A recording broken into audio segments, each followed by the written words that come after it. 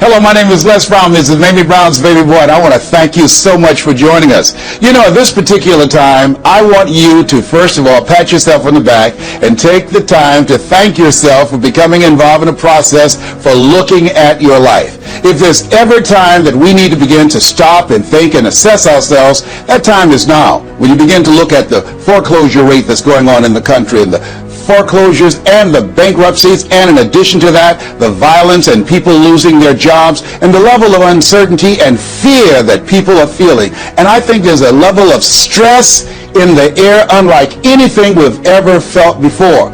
And so just to take the time to think, to pause, and particularly not only looking at what's going on, but asking yourself the question, how's this affecting me? You know, we want to all become successful, but I've found that there's some success that's toxic success. What I mean is that you don't want to end up going after goals and dreams and neglect yourself. I want you to think about your goals and dreams and things that you want to achieve, and at the top of the list, I want you to put up there your strategy for being here. I just came from the doctor. Let me share something with you. I don't care what goals and dreams that you have. You've got to have your health in order to be here. So at the top of my list, and I'm suggesting you put it at the top of your list, your strategy, your game plan for being here. What are you going to do to take better care of yourself? That's one of the first things I want to ask you about. Because when I look at my life at 64, and I used to think people in their 50s were old, but now that I'm 64, I said, look here, people in their 80s and 90s, they're old people. My goal is to be here not only just to see my grandchildren, but to see my great-grandchildren and my great-great-great-grandchildren. But in order to be here, that's not just lip service, that's a commitment with my time, with my energy, and the choices that I make. So I want you to think about your strategy for being here, and I want you to think about your goal for securing your life in your future. See, as I get older, my goal right now is to become an asset to my children rather than a liability, financially and physically. See, I don't want to be a burden to my children. I don't even know if they like me that well. See, I love my mother. My goal and dream was to take care of my mother. I did that. I brought her home. I took care of her until she's 89. But children, they're different today. These are different type of people up in here. You don't know what this generation might do. Now, I know they say, Dad, we love you, but I really want to stay in good shape and take care of myself because I don't want to be around the house and my kids saying, look here, who's going to take care of him today? All he's doing is sitting around talking to himself, talking about, yes, I can, and yes, I will, talking out of his head. No, I don't want that kind of party for me. My goal and objective is to die young at an old age. So I have a game plan. I don't like to eat vegetables all the time, but now I feel like a silly rabbit. Why? Because I realize at this stage of my life, I've got to eat more vegetables, I've got to get more rest, I've got to drink more juices, and I've got to do all of the things that make the healthy choices that will say to my body, Les, you plan to be here, I see that you're serious, so I'm going to take care of you. I do 160 push-ups every morning nonstop. Why? I couldn't do that at 15 or 20. But at this stage of my life, I've got to do those kinds of things in order to challenge my body, to stretch my body, and to indicate I plan to be here. What's your plan? What's your goal? Because if you don't have a goal for being here is not a given. When I was a kid, we used to go to funerals of old people. I can't tell you how many young people whose funerals I've gone to. I can't tell you how many. And so, and there's something about between 40 and 60. I don't know what it is about that period in time. Between 40 and 60, if you're approaching 40, I can tell you, you already know, life begins to intensify. Things happen to you, and things happen to people you care about. Between 40 and 60, if you can make it through that period, you can take a deep breath, because most people don't make 60. Most people don't. And why? And I think it's because people just take it for granted that they're going to be here. So I want to share with you some goals and strategies that you think about your goals. I want you to visualize yourself having optimal health. Having your right mind. I used to ask my mama, Mama, every Sunday you stand up in church and other older members of the church say, I want to thank the Lord for waking me up in my right mind this morning. Why do y'all say that all the time? She said, don't worry, son. You live long enough, you'll find out.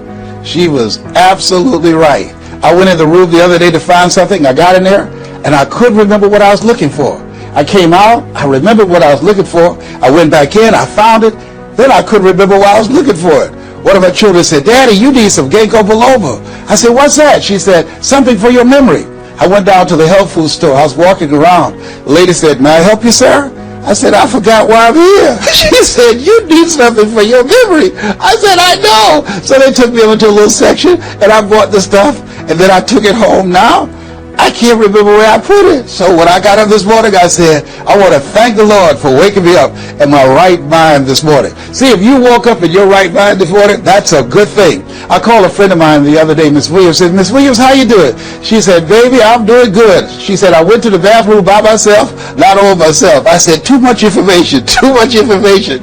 Let me tell you something, but that's a good thing. I know about that. I've been in the hospital. I know what it is not to be able to move. I know what it is to have back challenges. I know what it is to be in pain. So this thing called life, you got your health, let me share something with you. That's a good thing. A friend of mine, Bishop T.D. Jakes, said, if you got a problem man or money can solve, you ain't got no problem. I can agree with that. And I learned some things going through that experience, and really I should say growing through that experience. My goal at that time was to be here, and trust me, it's better be seen than to be viewed. Are you feeling it, brother? Up in here, up in here. So I want you to think about your goals and dreams, and here's what I want you to do right now. I want you to say to yourself, it's possible.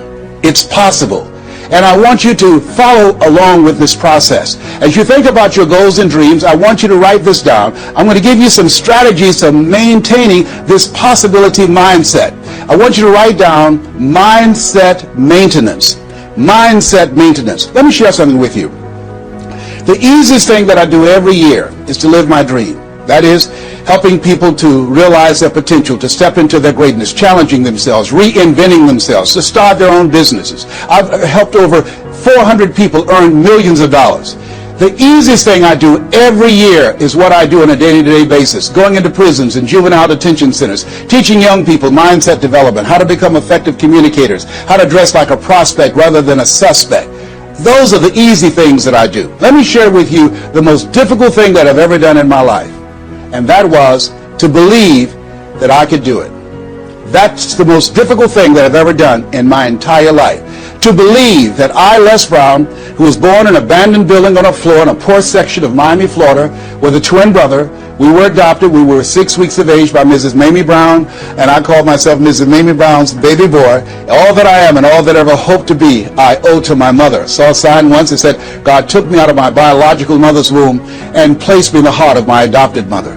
To believe that I, Les Brown, who was labeled educable mental retarded, put back from the 5th grade to the 4th grade, failed again when I was in the 8th grade, to believe that I had the ability to live the life that I'm now living. No one could have told anybody who knew me, including myself, looking in on us when Mrs. Mamie Brown was raising us in a poor section of Miami, Florida called Liberty City in Overtown, that I would be who I am right now. I didn't even know that. And I want you to think about your goals and dreams, and I want you to expand them. Why? Because it has been said that most people fail in life not because they aim too high and miss. No, most people fail in life because they're just like I was for 14 years. They aim too low and hit, and many never aim at all. Not at all. They just go through life surviving. Someone said that many people die at age 25 and don't get buried until they're 65. I was talking to a friend of mine named Rosia, and I said, Rosia, how you doing?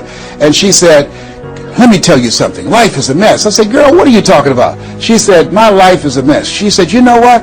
She said, I just was sitting up here thinking, I haven't lived. I haven't lived. She said, I've been working hard all my life, paying bills and taking care of my children, and my children are gone, and I've just been thinking, I haven't done anything. She said, when I die, I don't want when people view my body, I don't want them to say, oh, she had a funny expression on her face. I said, what do you mean by that? I don't want to have an expression that I'm mad. Because if I died right now, I would be mad. I said, why? What are some of the things you'd like to do? She said, travel. I would love to travel. I'd like to see the pyramids. I've never been to Paris. I want to go to Paris. I've never been there. There are things that I want to see, things I want to do. She said, I want to make a difference in young girls' lives, teenage mothers. I was a teenage mother. I want to be able to make a difference in their lives and see the impact that I had on their lives. And she mentioned a variety of things.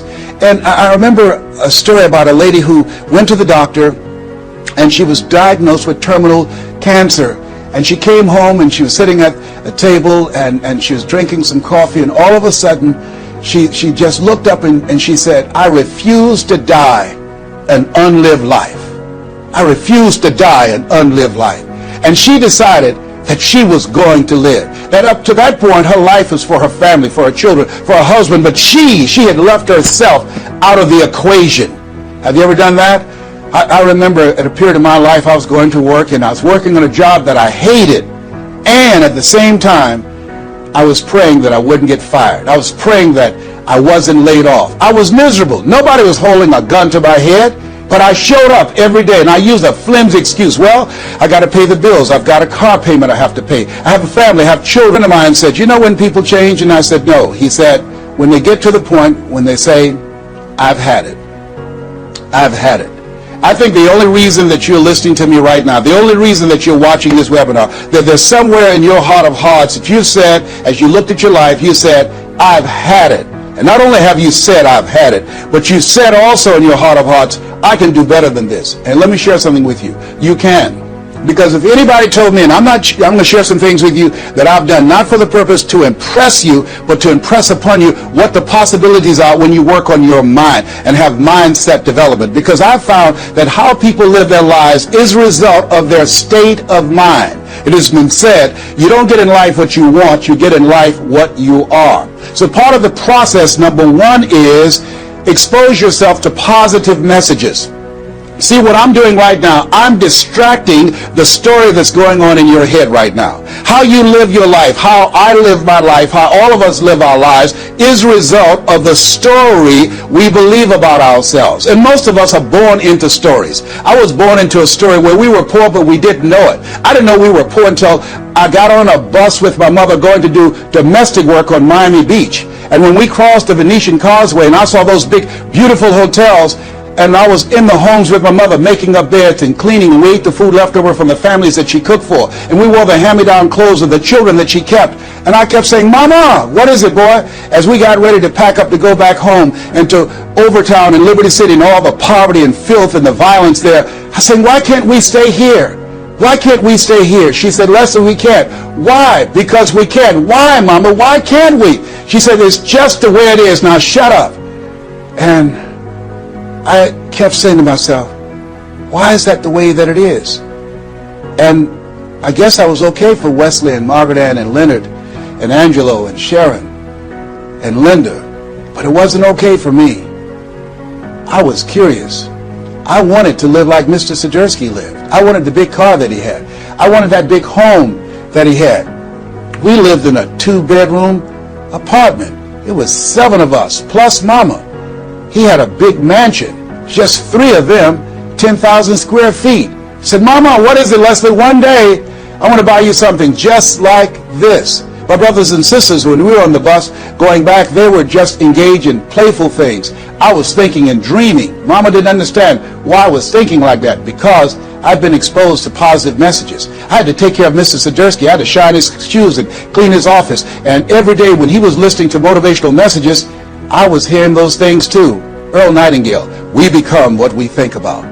All of us are self-made, but only the successful will admit it. In order to be successful, you must be willing to do the things today others won't do in order to have the things tomorrow others won't have. Your mind is a machine. You must program yourself for success. Wow. When I heard those words, I said, wait a minute. I can program my mind for success. I can program my mind for wealth. You can too. Trust me. I've earned over $55 million in the last 28 years. Anybody told me that I would be doing what I'm doing right now? I spoke recently in Sweden. They paid me 40,000 euro for an hour speech. I had no idea that this Les Brown that you now see had the ability to do that. I used to work for the Miami Sanitation Department as a garbage collector. I used to be a janitor. I used to do door-to-door sales. I used to work for Sears in Miami on Biscayne Boulevard. I had no idea this Les Brown that you now see had the ability one day to give lectures at Harvard or Yale or Dartmouth University. I had no idea that this Les Brown existed. I don't tell you that to impress you, but to impress upon you. There is more in you. Simba, there's more in you than you have been expressing. All of us have seen Lion King, some great symbols in there. And I say to you, there's more in you right now than's represented in your bank account. There's more in you right now that's being reflected by your life right now. Your life is not a true reflection of your potential. You have greatness within you. You have the ability to do more than you can ever begin to imagine. There's a reason that my favorite book says, as a man thinketh, so is he. And as he continues to think, so he remains. In order for us to begin to break into that level of greatness that we have within ourselves, you have to make a conscious choice every day to expose your mind to positive messages. So I put myself on a regimen. I do this every day, and I suggest that you do it. Write this down. Number one, listen to motivational messages every day. If you have Choosing Your Future, a set of tapes, the CDs that we produce, or Creating Your Greatest Life, I guarantee you, if you do what I'm sharing with you right now, for 6 straight months, every day, your life will never be the same again. I guarantee it 100%. You listen every day for 1 hour to Creating Your Greatest Life, any of those messages, because faith comes by hearing and hearing and hearing. What it will begin to do is interrupt the story in your mind. It will override the story that you believe about yourself. It will distract all the negative thoughts that you have that's holding you back, that held me back for 14 years. When I used to go see the #1 motivational speaker on the planet, Zig Ziglar and Tony Robbins, and my heart said, I can do that. I love to help people. I'm just like my mother. And then my mind would ask how. And I went from my heart to my mind. And my mind would say, Les Brown, you don't have a college education. Les Brown, you've never worked for a major corporation. Les Brown, you were labeled educable mental retarded. They call you DT, the dumb twin. You're not as smart as your brother. Have you ever thought about something you wanted to do and you convinced yourself that you couldn't do it? See, sometimes we need to have some external voices. And so by listening to motivational messages, that began to override the negative thoughts that I had about myself in my mind. And it gave me a new story and empowered me and gave me a vision of myself beyond my circumstances and mental conditioning and started me to writing a new chapter in my life. And so now, money will never be another issue for me. And that was an issue for most of my life because I didn't know what I didn't know and I thought I knew. So one you have to do is that you have to have a mindset development strategy where you are deliberately taking an hour every day listening to a motivational message. Every day. Here's something else. Read 10 to 15 pages of something positive every day. Why? And read it with conviction and stay focused. 10 to 15 pages every day. This is 7 days a week? Absolutely. Absolutely. Every day. McDonald's know that you know where they are.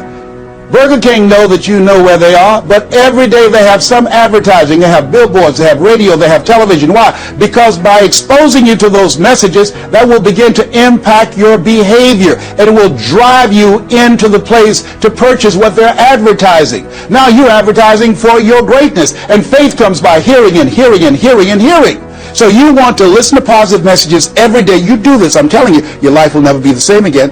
And read 10 to 15 pages of something positive every day. I read 2 to 3 books a week.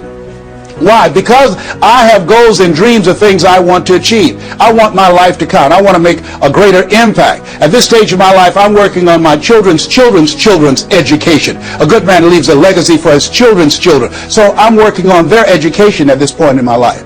And as I begin to look at myself, in order to achieve more, to do more, I know I have to work more on my mind. And let me give you an example how this works. The most money I've ever earned in an hour and a half, $260,000. That's the most money I've ever earned in an hour and a half. A lot of people work a whole month and don't do that, or 6 months. Then, and this is the next thing I want you to do. I want you to look at your relationships, and I want you to upgrade your relationships. See, MIT did a study, and this study indicated that you earn within $2,000 to $3,000 of your closest friends. Not only did I start reading books every day and listening to positive messages, but I separated myself from my friends who did not have goals and who did not have dreams. Why? Because people rub off on you. It's called a mind virus. You earn within $2,000 to $3,000 of your closest friends. So when you upgrade your relationships, you got to ask yourself the question, who is it that I need to associate with, that I can learn from, that I can grow mentally, emotionally, spiritually, and financially? By aligning myself with another person that I can learn from. And Dr. Dennis Kimbrough said, if you're the smartest one in your group, you need to get a new group. Whoa, think about that. I was the smartest one in my group. Then one person called me who had been admiring me for years and said, Les, I want you to coach me and my trainers on how to tell a story and create value for an audience. And I want to share with you some things. I want to teach you some things, old man. I said, is that right? He said, yes. You always say you're never too old to learn and you're never too young to teach. I want to teach you some things. I said, okay, I'm open to that. Now let me share this with you.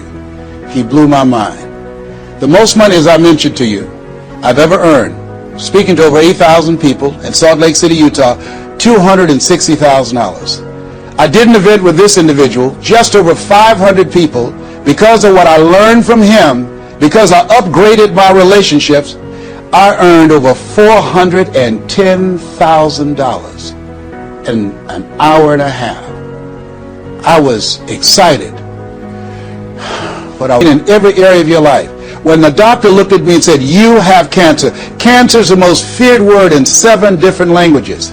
One of the first things I had to do, I found out who had cancer at some point in time or was living with cancer and conquered it. I surrounded myself with people who had done what I wanted to do, who were winning at the game. See, it's very important, every area of your life. If you want to improve your health, start hanging around healthy people. They did a 30-year study and said that the reason that most people are obese, it's a mind virus. Listen to what they said. A mind virus is communicated mind to mind. That if you have a friend that's fat or you marry somebody that's obese, you have a 41% to up to 161% of becoming obese yourself. Even if they live in another state. Whoa, why? Because birds of a feather flock together. Never forget, a high school teacher, Mr. Leroy Washington, said, "Mr. Brown, if you run around with 9 broke people, I guarantee you, you'll become number 10. Whoa. Think about that.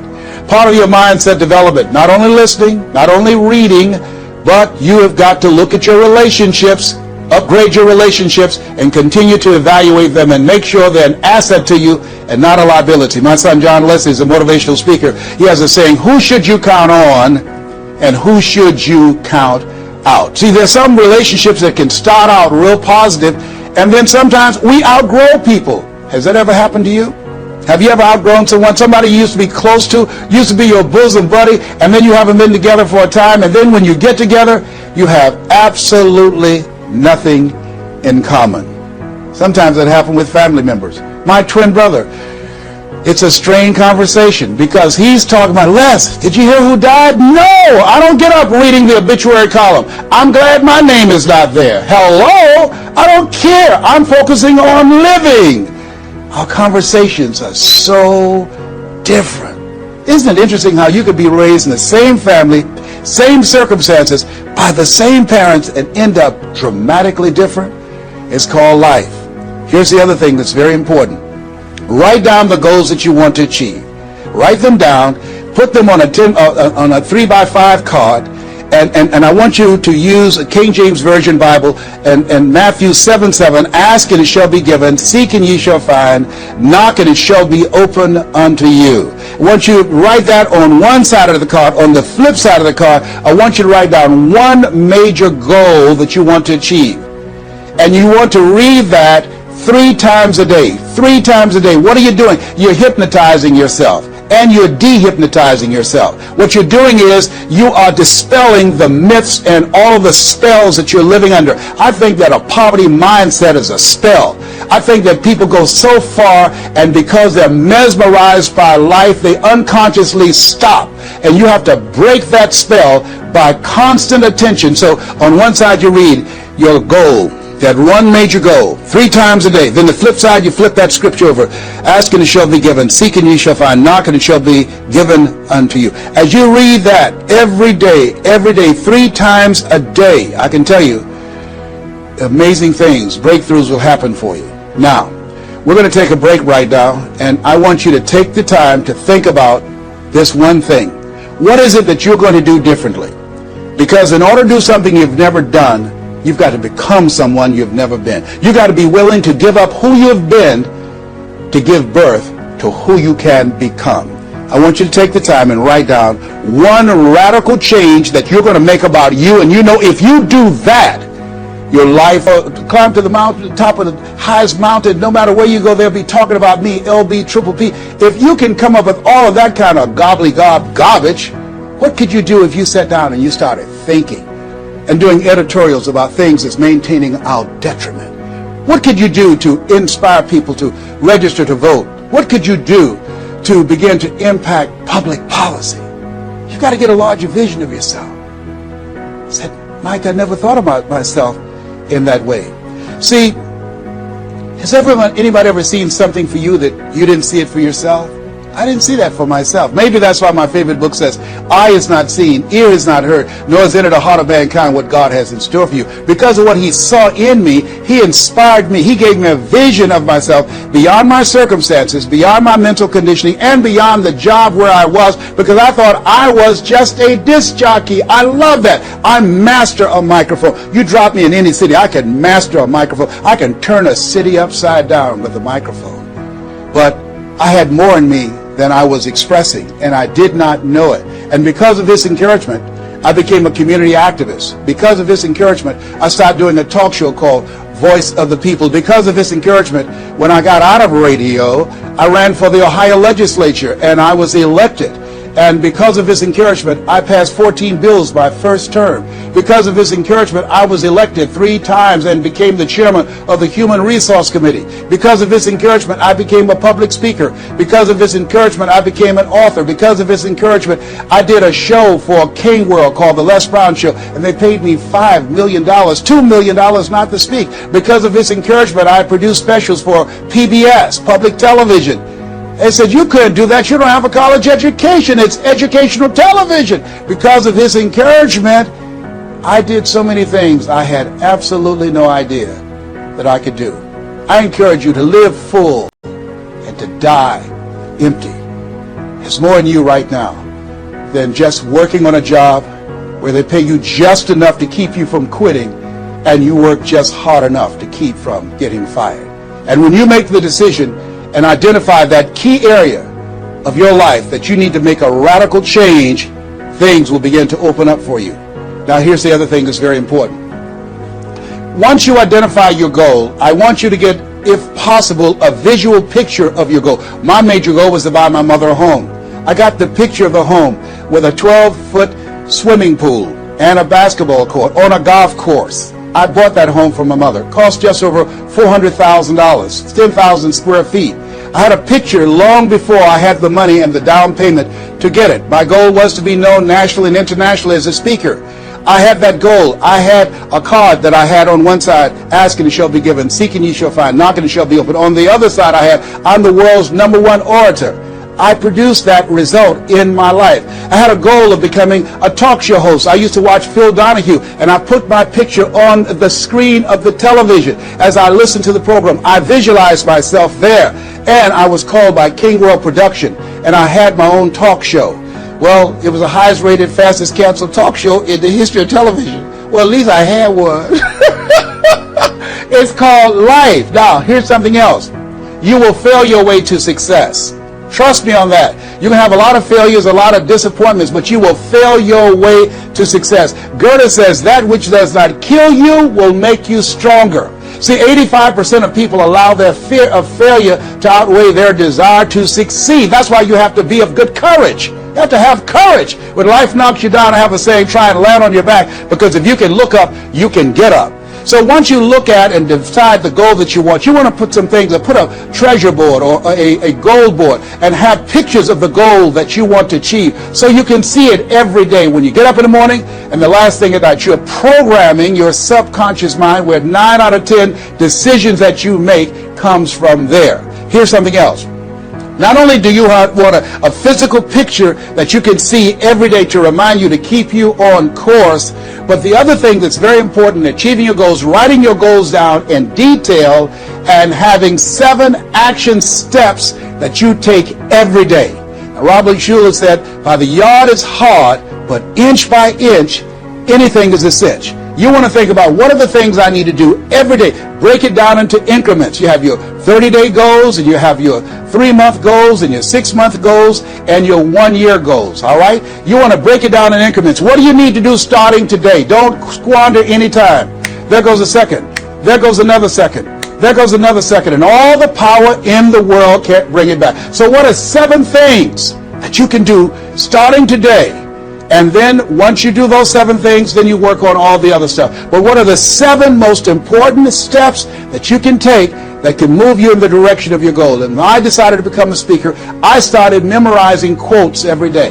That was one of the goals I had, to memorize quotes. I have probably over 400 to 500 quotes and statistics in my head, in all kind of areas. I've spoken at the National Convention for the real estate conventions, RE/MAX. I've spoken for doctors and lawyers. I trained over 5,000 doctors last year, teaching doctors how to communicate with their patients to increase their taking of their hypertension medication, to increase their compliance from 30%. I was paid $640,000 in 1 month, Monday through Thursday, 30 minutes a day. A lot of people work a whole year and don't do that. I don't tell you that to impress you, but to impress upon you. You've got greatness in you. You can do more than you can ever begin to imagine. I had no idea this Les Brown UC existed. I had no idea. And the reason that you're watching me now is because you know in your heart of hearts that you can do what I've done and even more. And so as you begin to think about that, think about writing your goals down, listening to motivational messages, changing your relationships, upgrading your relationships, thinking about 7 things you need to do every day, some radical change you need to make in you. There's an old African proverb that says, if there's no enemy within, the enemy outside can do us no harm. Here's something else that's very, very important. As we talked about having a personal coach, the next thing that's important about reaching your goals is this. What is it as you look in your past that's affecting you right now? I saw a movie called Magnolia, a powerful line in that movie. And the movie said, we might be through with our past, but our past is not through with us. Whoa. Let me share something with you I realize about myself. The reason that I procrastinated for 14 years was because when I was in the 5th grade and Mrs. Mary Ford Williams said to Mrs. Crompton, he doesn't belong here. He is slow. He's not like his brother. And they put me back from the 5th grade to the 4th grade. That affected me. I didn't even realize it. They say sticks and stones will break your bones, but words will never hurt you. Yes, they will. But they can also free you up. Because I'll never forget when I met Mr. Washington. It was my junior year in high school. I'd been in special education from the 4th grade all the way up to my junior year in high school. My twin brother always made the honor roll. And he said, young man, work this problem out for me. He was a new instructor. I said, sir, I can't do that. He said, why not? I said, I'm not one of your students. He said, look at me. Yes, sir. Work the problem out anyhow. I can't do what you're asking me to do, sir. Why? Sir, because I'm educable, mentally retarded. And the students erupted in laughter. They said, hey, he's DT. He said, what's that? He's the dumb twin. He's not Wesley. That's Leslie. And he came from behind his desk, sliding down the same mountain. I don't know what your goals are. I don't know what your dreams are. Here's what I know about you. You have greatness within you. Here's what I know about you. And I don't even know you, but based upon my own experience, you were chosen on purpose for a purpose. 1 out of 400 million sperm. You have greatness within you. But greatness is a choice. It's not your destiny. It's a choice that you have to make every day. Choose ye this day whom ye shall serve. The mediocre part of yourself, or the greatness that you were chosen for. The next thing that's important to know, yes, it's possible that you can choose your future and direct the course of your life as you run toward your dream. It's necessary that you have goals, that you write those goals down, that you plan, that you think constantly of how you can begin to improve what it is that you're doing. If it's your presentations, if it's your recruiting skills, whatever that is, it's also necessary that you look for ways to always find a way to pull it out when everybody else thinks that you're defeated. That you've got to take personal responsibility to know that in order to become successful, you've got to make it your personal business to do it. But the next thing, ladies and gentlemen, I want to share with you that some of you already know that it's hard. It's not easy. It's hard changing your life. It was hard when just over 3 years ago in the Penobscot building in Detroit, Michigan, where I was operating my business, and I fell on some hard times, and I was sleeping in my office. It was hard coming into the lobby, and the security said, excuse me, Mr. Brown, can we see you for a moment? And I said, yes, and I walked up to the counter, and he gave me an envelope. And he said, would you mind reading it here? And I opened the envelope, and the envelope was from management that said, this is an office tower. It's not a hotel. Please do not sleep in your office. And I said, excuse me, sir. I said, I just work long hours in creating my business. I'm an entrepreneur. And right now things are bad for me. But they're not going to be this way always. And I just asked for the opportunity to continue to operate like I'm doing. I'm not trying to make this my home. And it was hard coming through the lobby. And sometimes they would laugh. There's a guy talking about becoming successful. And look at him. He's bathing in the bathroom upstairs on the 21st floor. He sleeps on the floor. Him and two other dreamers up there. Look at him. It was hard, ladies and gentlemen, coming to speak to people. And I was facing financial difficulties in my own life. I was behind on my bills and my dreams, and I'm saying to them, you can live your dream. It was hard, ladies and gentlemen. It was very difficult to pick myself up each day believing that I could do it. There were times that I doubted myself. I said, God, why is this happening to me? I'm just trying to take care of my children and my mother. I'm not trying to steal or rob from anybody. Why did this have to happen to me? It was very hard. It's very important as you hold on to that dream. There are moments when you're going to doubt yourself. There are rough times that are going to come, but they have not come to stay. They have come to pass. It's very important for you to know that. Don't say I'm having a bad day. Say I'm having a character building day.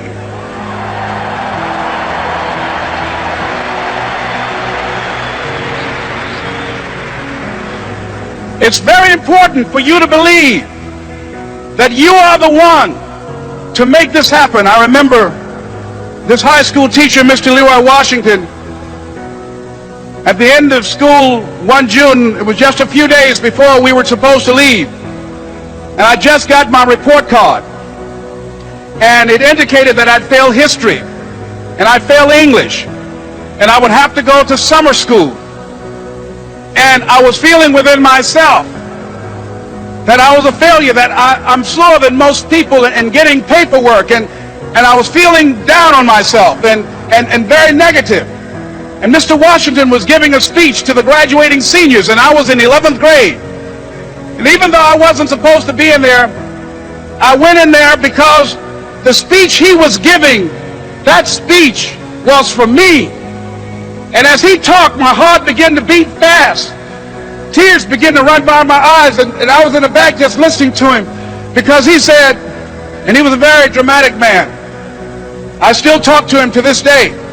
He said, as graduating seniors of Booker T. Washington High School, I want you to know that you're blessed and highly favored, and that as you go toward the future, begin to know that you have greatness within you.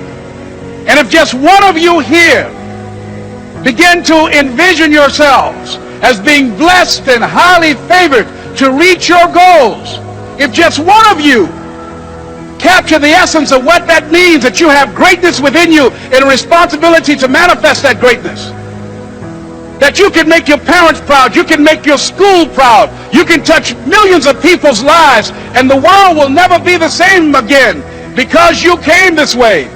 And the students gave him a rousing standing ovation. And as he left the auditorium, I ran down the steps and I caught him in the parking lot. I said, Mr. Washington? He said, yes. I said, do you remember me, sir? He said, no. I said, my name is Leslie Brown. My mother, she works in the cafeteria here. I'm one of the twins, Leslie and Wesley. I said, Mr. Washington, but you know, I got these big dreams. I like talking to people. I love people. I said, I want to work with people, and I got this dream of buying my mama a home. Could I do that, Mr. Washington? He said, it's possible, Mr. Brown. And as he walked away, I called